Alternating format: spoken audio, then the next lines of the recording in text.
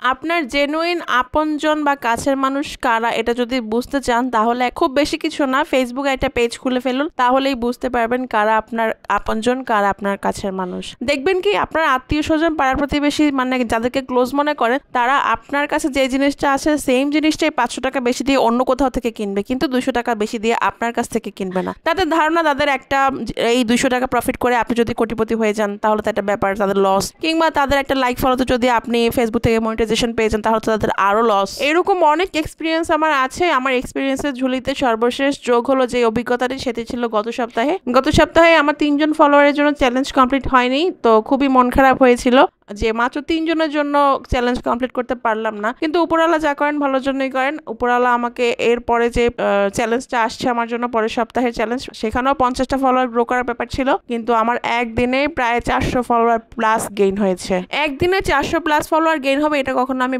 স্বপ্নেও চিন্তা করিনি। উপরওয়ালা আমাকে দিয়েছেন, হয়তো এই জন্যই বলে এককালে কষ্ট করলে আরেককালে সুখ পাওয়া যায়। আগের দিনে যে কারণে কান্না করেছিলাম পরদিনই তা দেখে আমার মুখে হাসি ফুটে উঠলো। পরের চ্যালেঞ্জে আমার 50টা ফলোয়ার গেইন করারই ব্যাপার ছিল, কিন্তু সেটা একদিনেই কমপ্লিট হয়ে যাওয়ায় আমি লিডারশিপ বোর্ডের প্রথমেই চলে আসলাম। কিছু কিছু সম্পর্ক থাকে শুধু মুখে মুখেই আপন থাকে, মুখে মুখেই তুমি আমার বোন আমি তোমার বোন, তুমি আমার ভাই আমি তোমার ভাই, তোমার যে কোনো বিপদে আমি এগিয়ে আসবো, তুমি কোনো চিন্তাই করবা না, এসব অনেক কথা বলে। কিন্তু প্র্যাকটিক্যালি যখন আপনি বাস্তব বিপদে পড়বেন তখন তারা আপনার পাশে দাঁড়িয়ে থাকবে। তাদের সামর্থ্য থাকা সত্ত্বেও তারা আপনাকে কোনো সাহায্য করবে না, তারা দাঁড়িয়ে দাঁড়িয়ে আপনার ডুবতে থাকা দেখাকে খুব এনজয় করবে।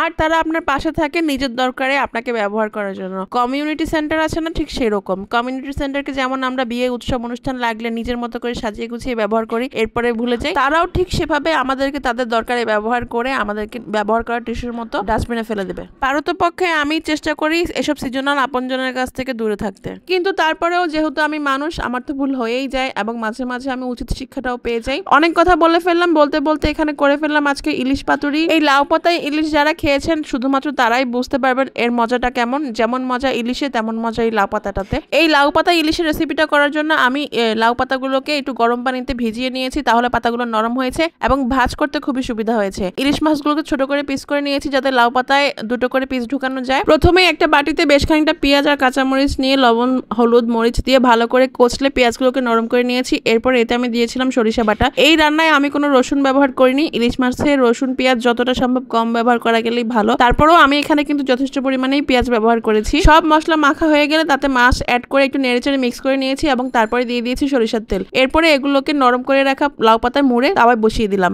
রেসিপিটা খুবই সিম্পল হলো, দুপুরবেলা গরম ভাতের সাথে এই রেসিপিটা একেবারে দুর্দান্ত লাগে খেতে। তো যেটা বলছিলাম আর কি, যদি সত্যিই জানতে চান কারা কারা আপনার আসল আপনজন, কারা কারা আপনার জেনুইন ওয়েল উইশার, তাহলে আজকে একটা ফেসবুক পেজ খুলে ফেলুন। তো যেই সেক্টরেই আছেন সেখানেই মন দিয়ে কাজ করুন আর ধৈর্য ধরুন, ধৈর্যের ফল অবশ্যই মিষ্টি হবে। ভালো থাকেন সবাই, আল্লাহ হাফেজ, আসসালামু আলাইকুম।